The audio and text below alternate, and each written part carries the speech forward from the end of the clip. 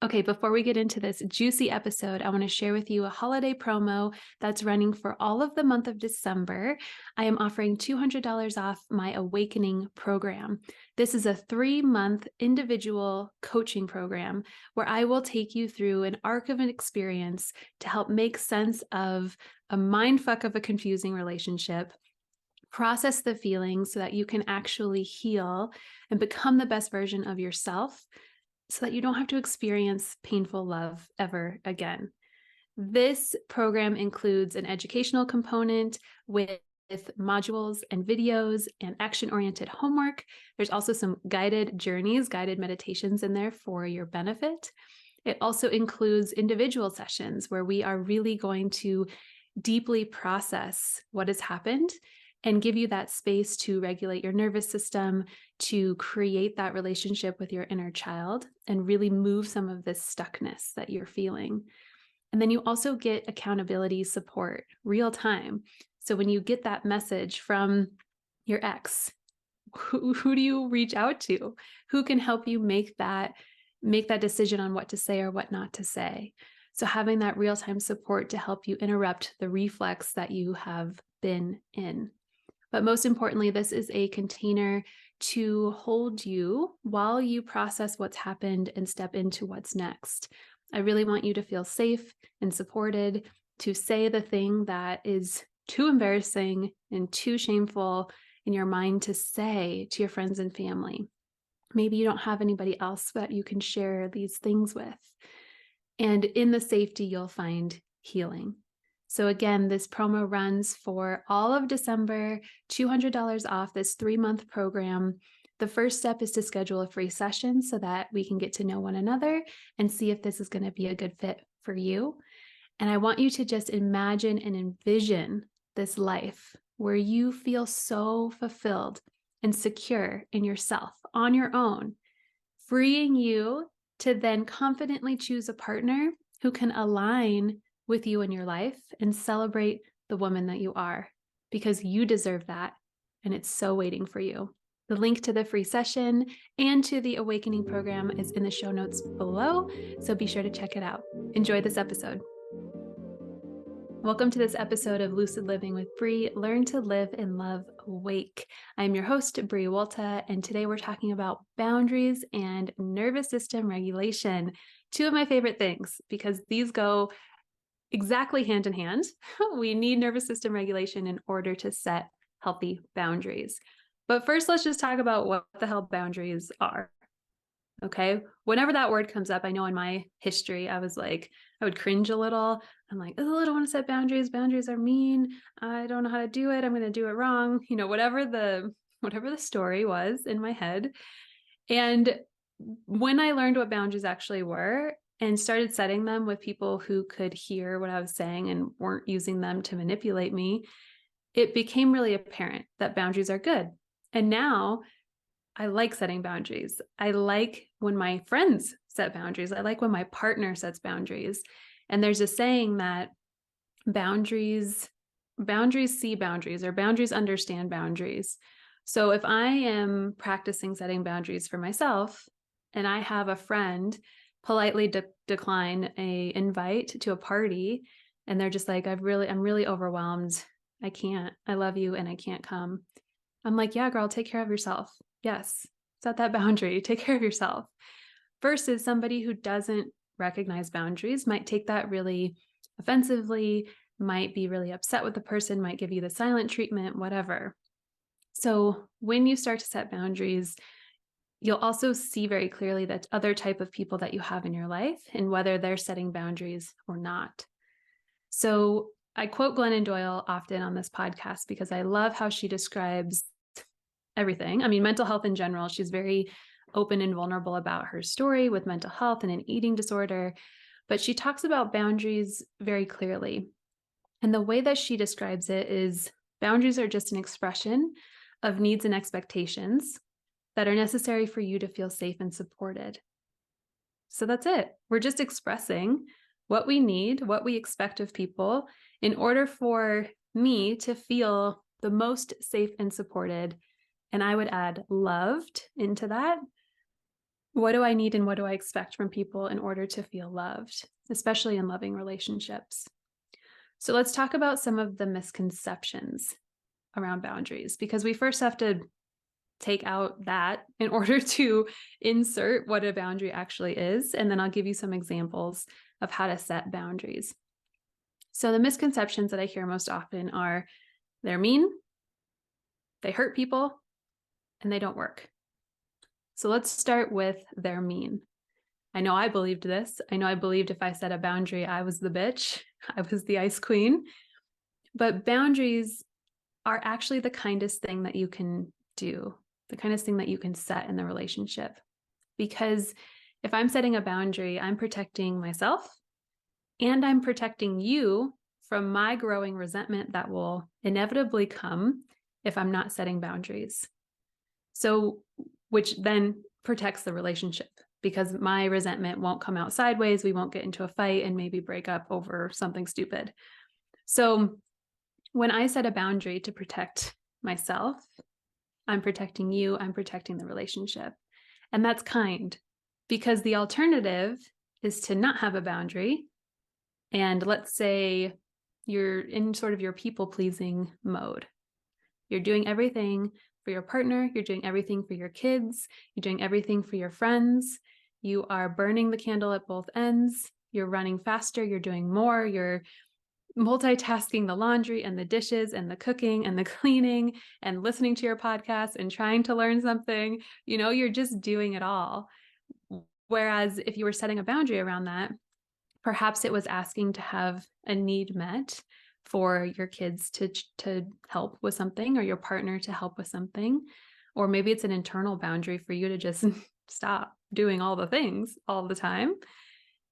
Whatever the case is, if I'm running in that energy and I'm not setting a boundary, secretly in my mind, I'm resenting every single person that's not reading my mind and stepping in to help me. So if I am cooking dinner and trying to listen to a podcast and trying to finish my work for the day and handle the kids, and my partner doesn't see that I need help, I'm going to resent him for not seeing that, which is not fair, because as adults, we are responsible for communicating what we need. So I'm going to have this secret resentment grow. Something is going to happen, probably unrelated to the kids or the cooking, that's going to set me over the edge. I'm going to yell. He's going to yell. It's going to turn into a yelling match. And then something's going to happen that's not what you want. Okay.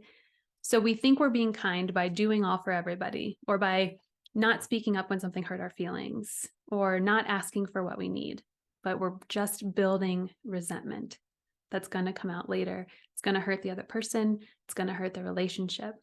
So boundaries aren't mean. They are the kindest thing that you can do in your relationship to keep it very transparent and healthy. And so the other people in the relationship, your kids or your partner or your family, understand where you are, what you need, and how they can help. So people who love us want to help us. And if you were to think about a friend of yours coming to you and being like, oh my gosh, Brie, I really need some help with this thing. I'm really exhausting myself. I'd be like, yeah, what can I do? So allowing people in to help us is also very kind to ourselves. The second misconception is that they hurt people. That if I set a boundary, I'm being malicious. I'm intentionally causing pain. And yes, you may set a boundary that the other person doesn't like.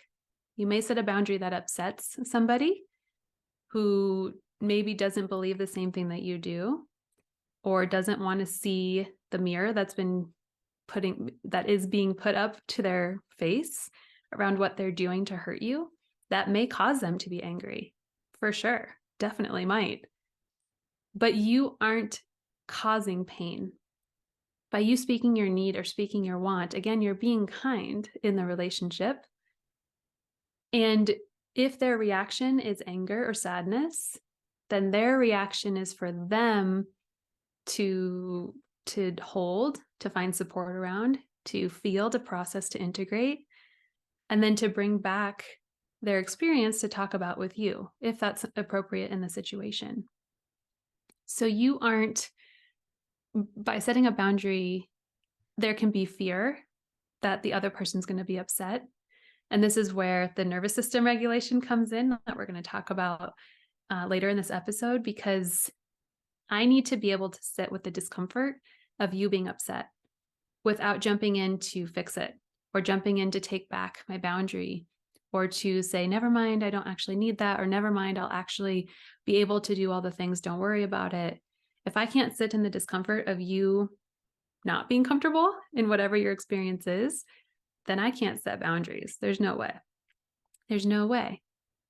So knowing that by you coming to a conclusion around what you need in order to feel safe, supported, and loved is valid, and requesting that of somebody else is not you hurting them. It's not you trying to be mean or punish or manipulate.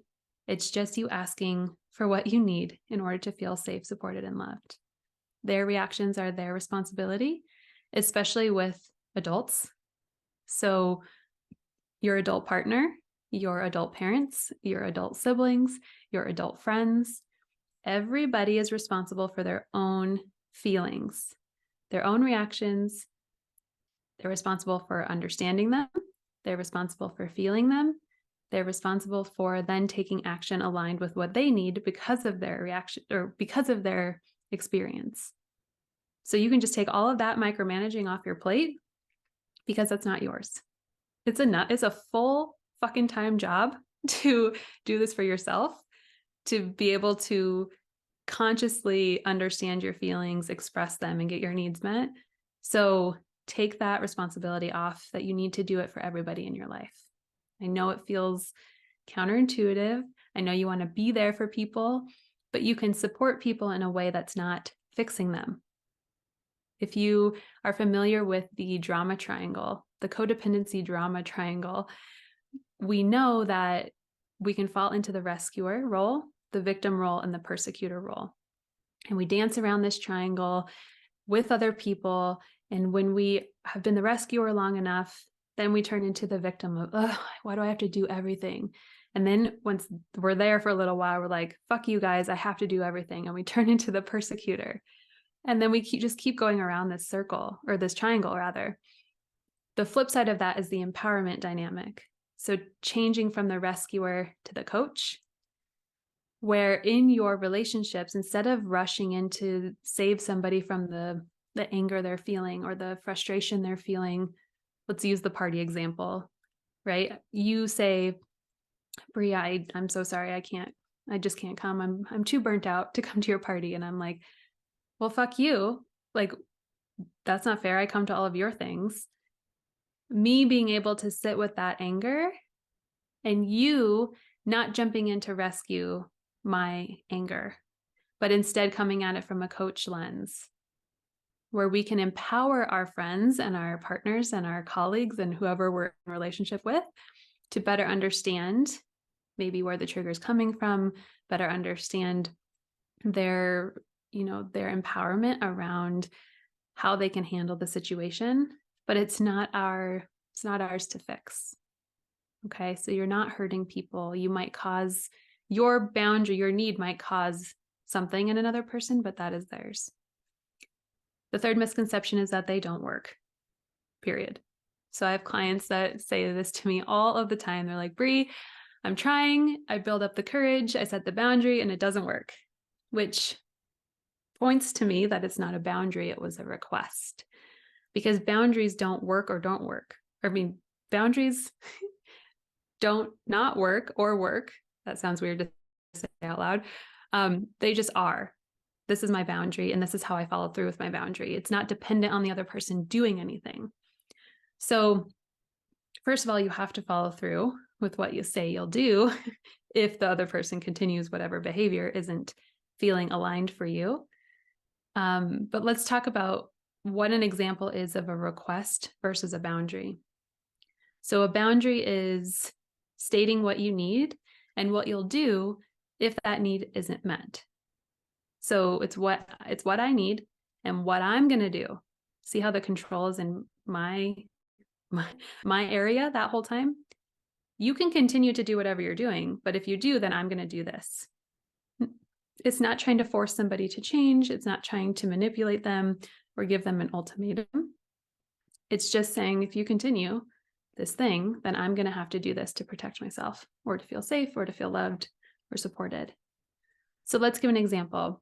Let's say you identify, first of all, side note, you need to know what your needs are.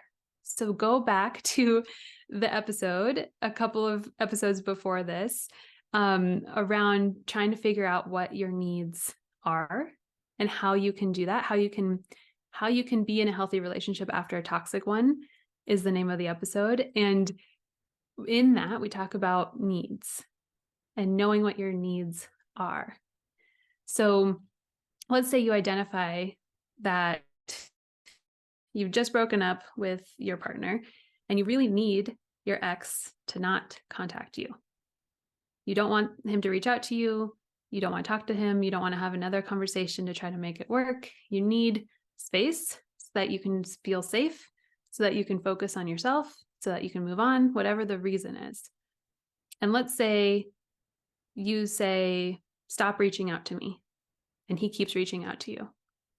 And you say, stop reaching out to me. And he keeps reaching out to you.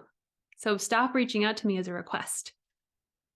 A boundary would be, if you continue to reach out, I will block you.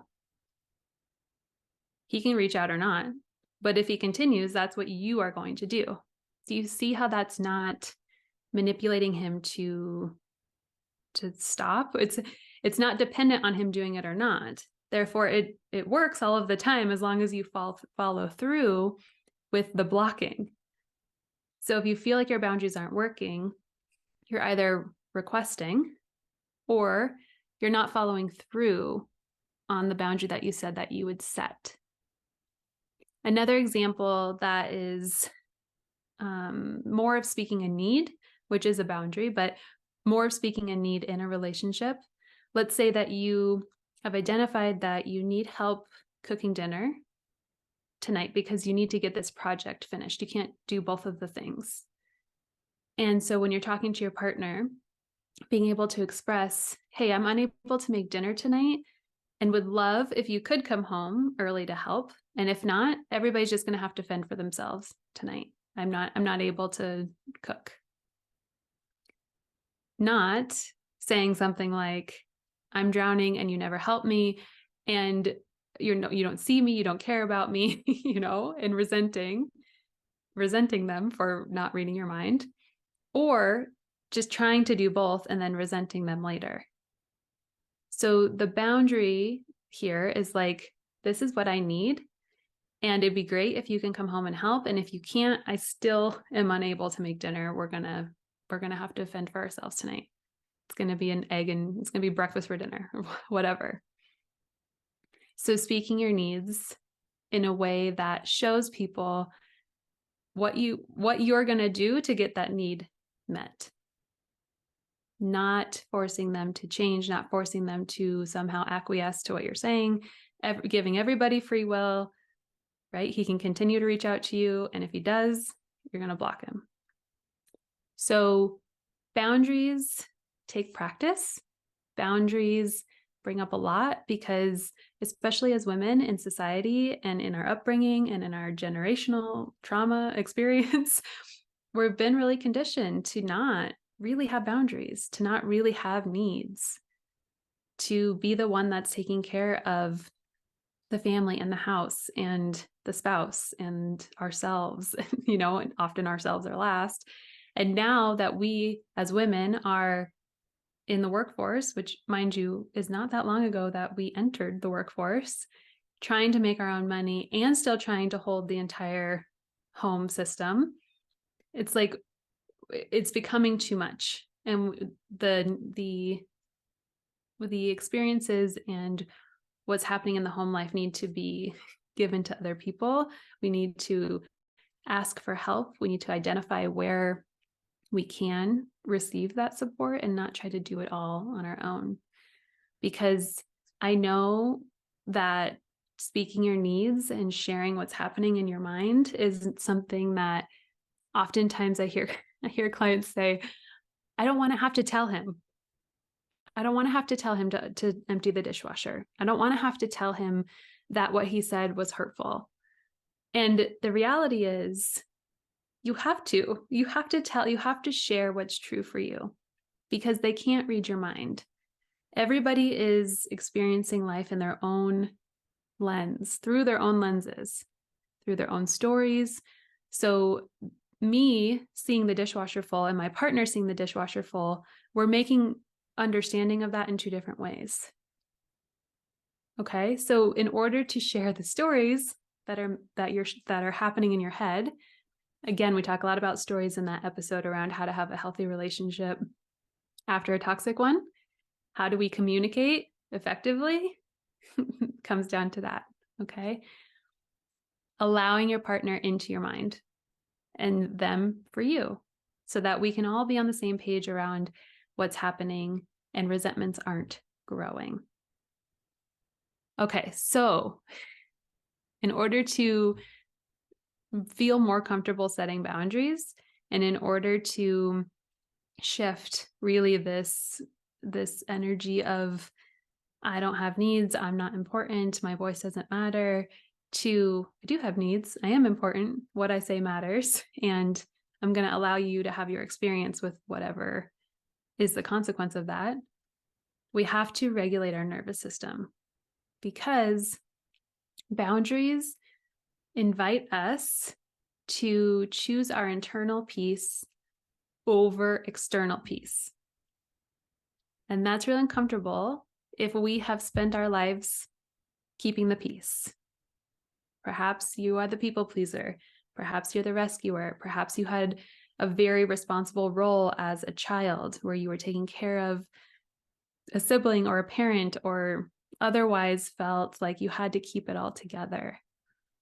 If that's so, that's a skill that you have really learned, and you've really learned how to be hyper vigilant and externally focused on other people and what they need, and have probably really lost touch with what you need. So as you start to come into what you need and what you want and what you value, and again, I have a full self-guided course that can help walk you through how to find yourself again, is what the name of the course, what your values are, what your needs are, what your wants are, and I'll link that in the show notes. But as you're starting to come back into yourself, you're going to have to start articulating these things to other people, and your internal peace being the priority, meaning that that might cause some turbulence in the external world. Your partner might be upset with you. Your partner might need some space. Your mom might not talk to you for a little while. Whatever the case is, we want to be able to sit with the feelings and sit with other people having their feelings, so that we're not knee-jerking back into taking back our need or our boundary, not saying, never mind, just kidding, or okay, I'll go. Okay, I know you really want me to come to this party. Okay, I'll go. Or saying, it's fine, I'm fine, whatever, it's fine.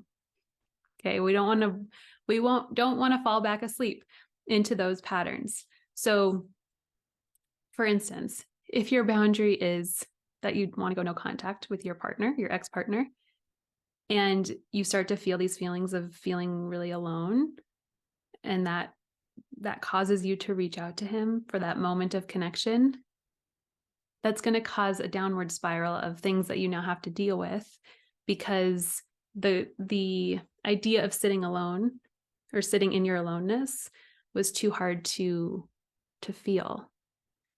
So we want to expand your capacity for that discomfort. One of the ways that I do that with clients is using a tool called EFT tapping. EFT stands for Emotional Freedom Techniques. And at the very, very basic, simplest way of explaining it, it helps take you from your triggered state to the calm state. So throughout life, throughout our day, we're getting thrown off of our equilibrium. We're getting triggered in little moments, from the email to the thought about whatever, the project that's almost due, the phone call from our boss, whatever it is, it throws us out, creates this a little bit of panic, a little bit of stress. being able to regulate that to come back into a calm state. EFT is a body-centered tool. So we're using the body to help signal to the mind that we are in fact safe, that there's not a bear running at us, that we can calm, that the nervous system can calm. And we do that by literally tapping on, activating these points on our face and our torso, which send that signal to the brain that the body is safe. Because when we're in the heightened stress response, our amygdala is firing. And our amygdala is like the security camera of our body, of our experience. It's scanning for danger. It sees the lion coming. It activates to send all of the blood to the appropriate muscles so that you can fight, flight, freeze, or fawn in order to survive. So when the amygdala is on, we have 4 options: fight, flight, freeze, and fawn, which are not a lot of options, especially if we're trying to problem solve or make sense of something. So we need to bring that activation out of the amygdala, out of the reptilian brain, so that we have access to all of our brain, the rational part, the emotional part, the limbic brain, all of these other higher consciousness parts of our brain to help us be able to understand the feeling and then be able to take appropriate action so that we're not, again, moving from that trauma response. So we want to interrupt this emotional cycle. So when we have something that happens in the external environment, say you got the email from somebody who didn't want to get an email from, automatically you start sweating, your heart starts racing. Okay, that's a habitual response. That's a somatic response. I didn't stop and think of, oh, my heart should start racing and I should start sweating. That just happens. And associated with that is a belief or a fear that's typically from some part of our traumatic past, which is connected with this experience of receiving the email. So feeling the heart palpitations, feeling the sweating, and all of a sudden I'm like, oh my God, I did it wrong. I'm failing. That's the belief where I go. And then to try to solve said fear of failing, I move faster.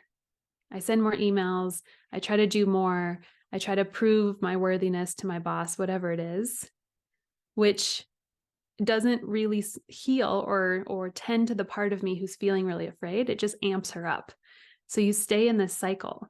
You stay in the cycle of then not feeling tended to, which feeds back into this loop of I'm a failure, nobody loves me, whatever the belief is. So we need to get out of that cycle, the cycle that we're stuck in.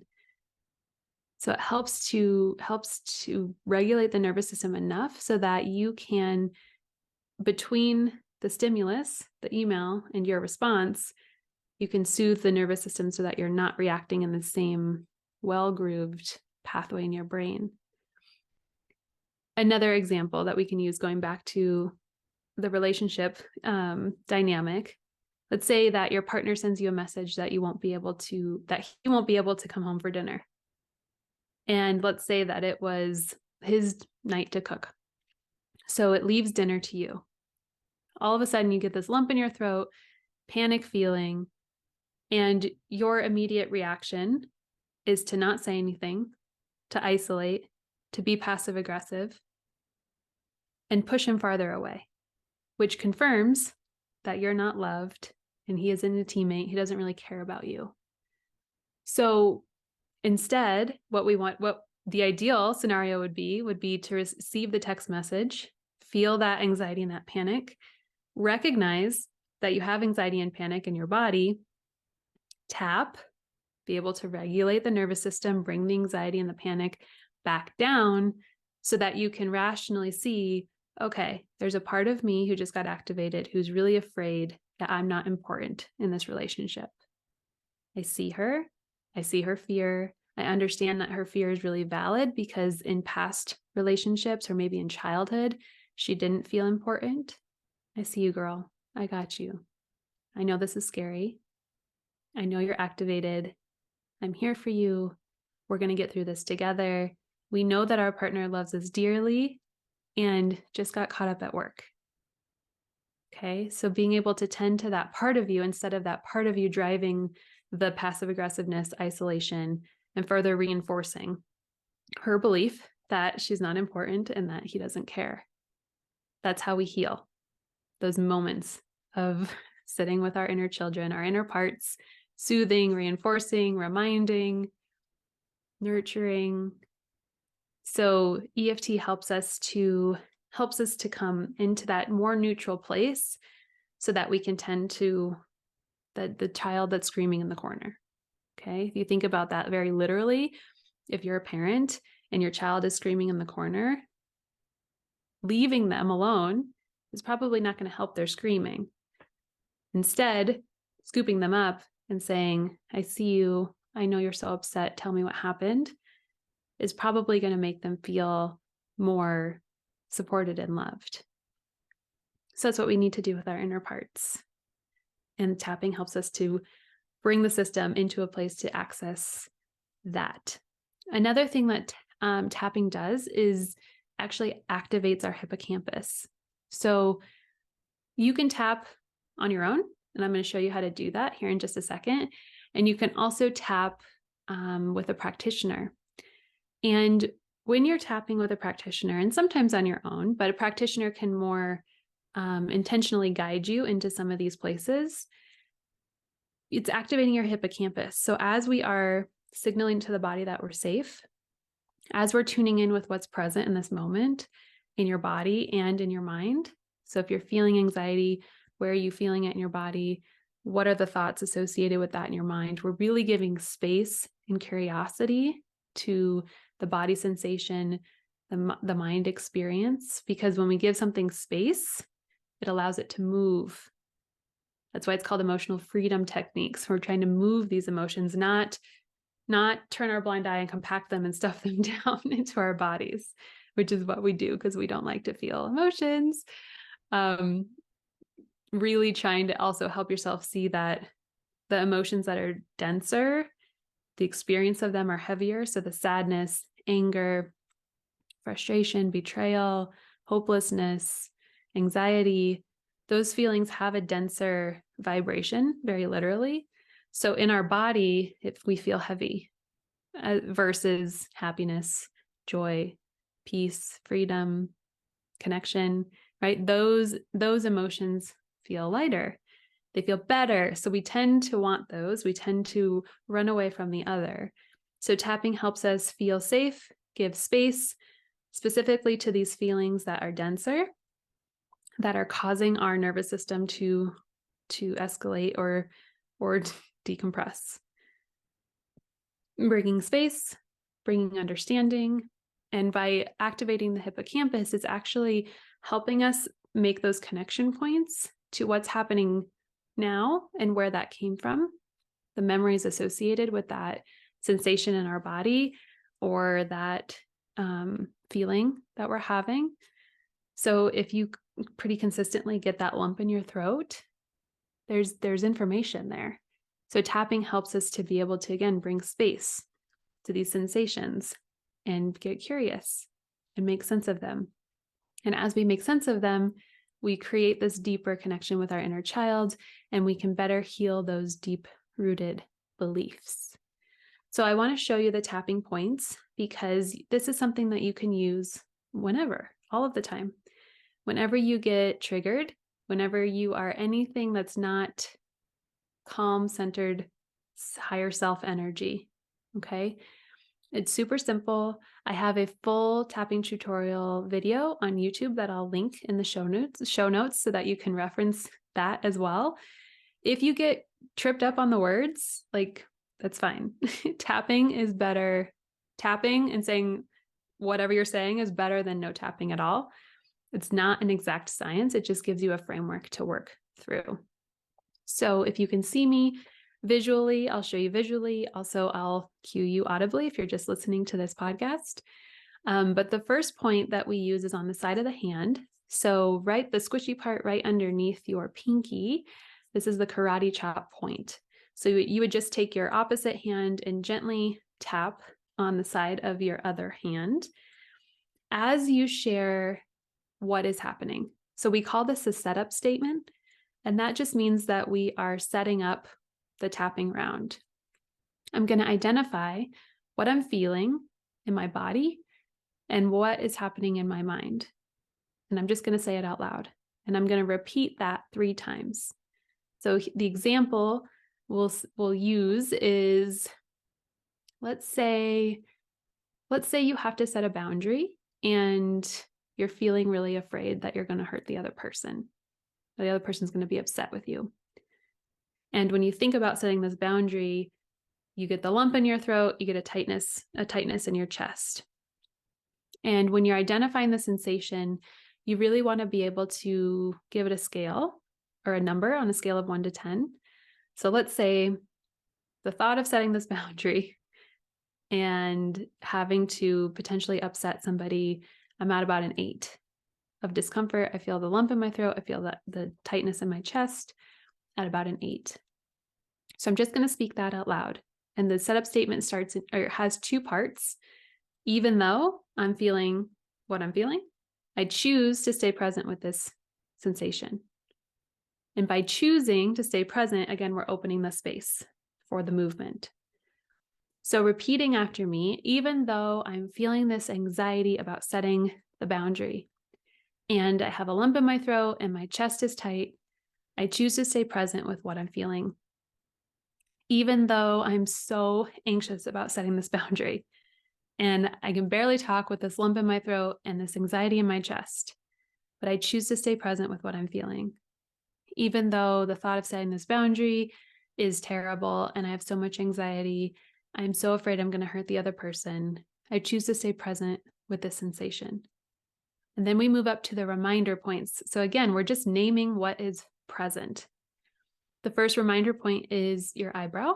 So right where your hair starts on your inner eyebrow, you use 2 fingers to tap right where that hair starts, and just naming this anxiety that I'm feeling. And then we come to the side of the eye, right where your temple is, that kind of squishy part, right behind your eye bone, this tightness in my chest. Then we come under the eye, right below the pupil. I'm so afraid to hurt his feelings. Then we come under the nose, this anxiety in my throat. We come to the chin, right where that crease is below your lip. All of this anxiety in my body. Then we come to the collarbones, right underneath your bone, and that kind of squishy part, the natural place where your hand would land if you flop it up. Again, repeating, I'm so afraid that I'm going to hurt this person when I set this boundary. Then we come under the arm. So if you are wearing a bra, it's right in line with your bra line, right underneath your armpit. If you're a male, it's right in line with your nipple. You just lightly pat that. You can do all of these points with either hand. You can switch hands. You can do one hand. You can do both hands, except for the under the nose and the chin. Those are unilateral. But again, under the arm, just naming, I'm feeling this tightness in my chest and this lump in my throat. Then the top of your head, all of this anxiety that I'm feeling around setting this boundary. And then you come back, put your hand on your chest, take a deep breath, and just tune back into the number. On a scale of 1 to 10, did the lump in your throat shift? Did the tightness in your chest shift? And we do that round as many times as we need to in order to feel the activation go from distressing to calm. So often clients will ask me, like, how do I know when I'm done? And it's when you find yourself saying less of what is irritating or anxiety provoking or frustrating, and more of like, okay, I can see how this connects. I see this younger part of me. When you can start to be able to access the more calm, connected part of yourself, That's how you know that you're moving the distress down. And again, the point of tapping is to not get rid of something. It's just to make space, to get curious and move that energy. So sometimes when we start making space for the tightness in our throat or our chest, it can get worse. It can go higher on the scale. And we're like, what the heck? I thought this was supposed to go away. But sometimes we need to give it space and we need to let it bubble up all the way in order to move it through. So it's part of trusting your body, trusting the process, giving yourself the space and the time to really literally tap into yourself to help regulate yourself. I'll give an example, a real life example of what this just happened to me. So mind you, this is a continual thing. This isn't like something you do a couple of times and then don't do again. You just get more skilled at recognizing your trigger, sitting with yourself, and bringing it down. I had a conversation that during the conversation, I felt myself dissociating. It was around trying to understand some information that I'm not versed in, and I need to make a big decision around this thing. And I felt my trigger wound of feeling really inadequate and dumb came up and making the wrong decision.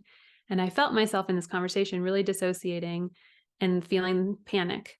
So after I got off the phone, I sat and I started tapping and I started crying. And the little voice of mine, my little girl, was talking about how she was afraid she was going to make the wrong decision and how she was going to fail and this was going to be bad and how is she ever going to decide. And as I tapped and as she cried, I felt that wave of calm come. Whereas if I didn't give that space to validate this fear that comes from a very real wound of mine in my past, if I didn't give that space, I would have just tried to stuff it down. And then I would have been working irritable. I would have been not quite fully engaged with clients that I'm trying to hold space for. So for me specifically, it's so important to move and process my own feelings and my own experiences so that I can hold safe space, so that my clients never feel like they're taking care of me. That's really important for me. But this skill is good for you whether or not you hold space. For you to just be able to sit and let the emotion fully move instead of putting a Band-Aid over the bullet wound and trying to go about your day, but you're bleeding all over the place, makes a better experience for you. So I've had clients be able to tap through their loneliness and their longing. Let's say when they see their ex on Instagram and maybe he has a new girlfriend and he looks really happy, and that makes them feel really alone and really like, oh no, did I make the wrong decision? And oh no, he's the healed person now, and I did all the work to get him there, and longing. So instead of reaching out to him or in beating themselves up, they're able to sit with their feelings. Whereas if they reach out, it's going to start a cascade of other things they have to deal with, right? They know that the relationship wasn't serving them. They know they don't want to be in it, but that one moment of longing is enough to get you to reach out to the person. So expanding the tolerance for that discomfort. I've had clients who have started dating again and tap through their anxiety when they come to the point in the relationship where they have to speak up or say something that's really important to them, that they're not sure how the other person is going to receive it. And tapping and being with that and tending to their little girl helps them to be able to come into more of a neutral place to A, articulate clearly, and B, articulate at all. Because often their pattern, their default is to just stay quiet, to not have needs, to feel like they don't matter. And then they'll build the resentment. And then we go back into the whole problem of hoping people can read our mind. So they're able to handle their anxiety, to sit with it, to understand it, to comfort it, and then do the scary thing anyway because it's expansive in their growth. And they know they need to in order to have a healthy relationship.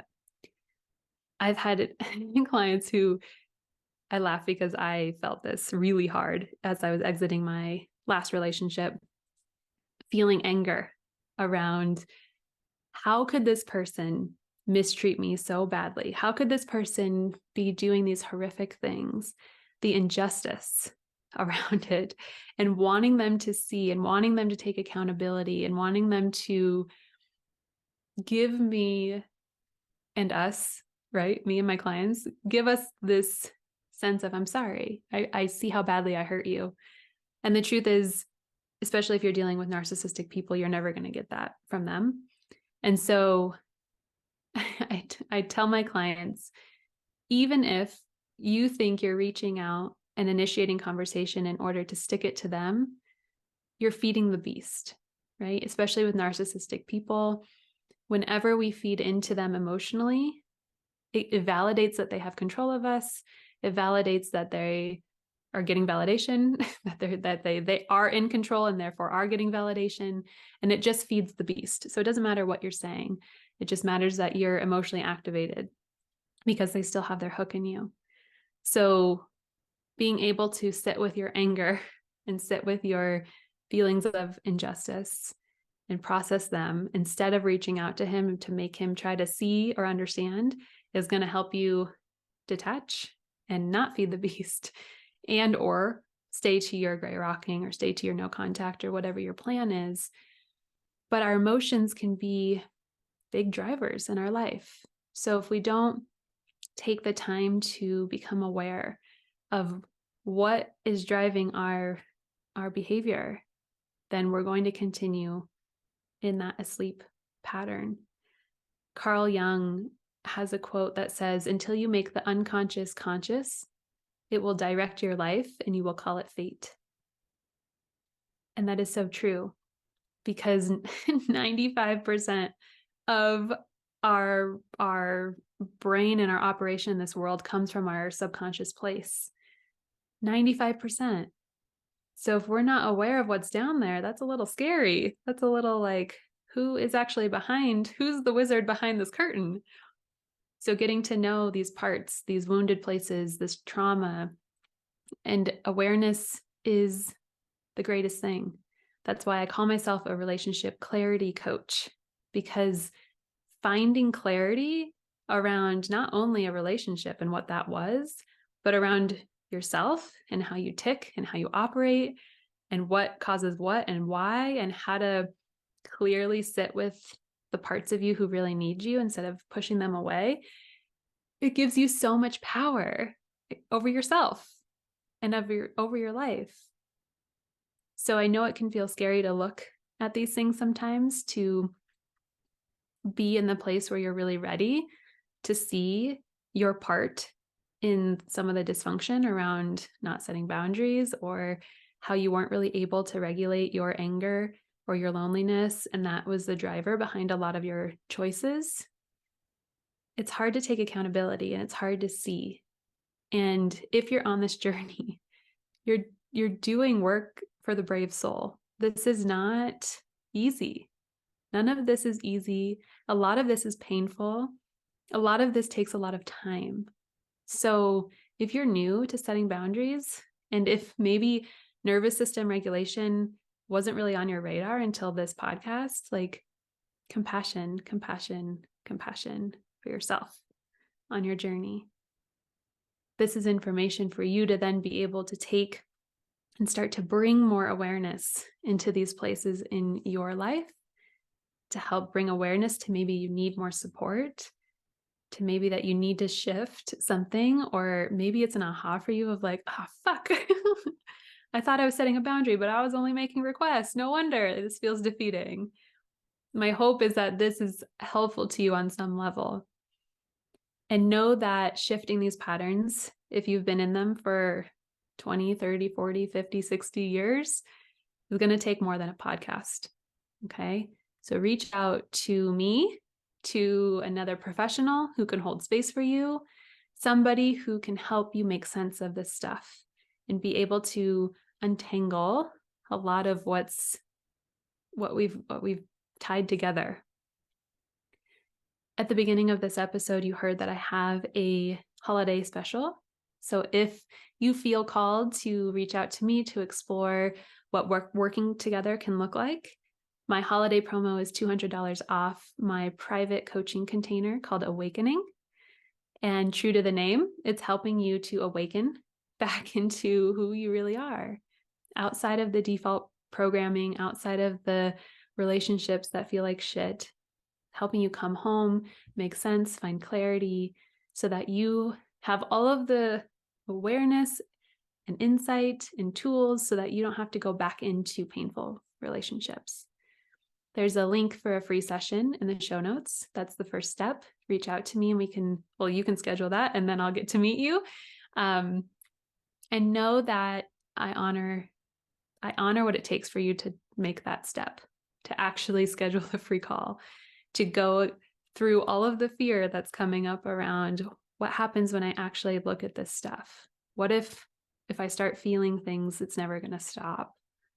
How could I share with Bree some of these crazy things that I've been going through in my relationship when everybody's made me feel so shameful and embarrassed about why I've stayed or why I've gone back? What I can say is that I've been there, and there's nothing that a client has told me that I haven't thought, done, or considered in my own experience. So my passion for this work is really to walk with you through the fire, because I've been there. And I wish I had somebody like me when I was going through my experience, trying to make sense of it and trying to find myself again. So I love it. I love what I do. I love the women that I get to work with. So if that speaks to you, I'd love to give you a free session. The $200 off is good through December. So this is a good time as we're moving into the darkest months of the year to do a little introspection, to turn inward, do some tending, drop into your feminine, and really give yourself that space. So until next time, until the next episode, wishing you all the best. Know that you're not alone. I'll see you next time.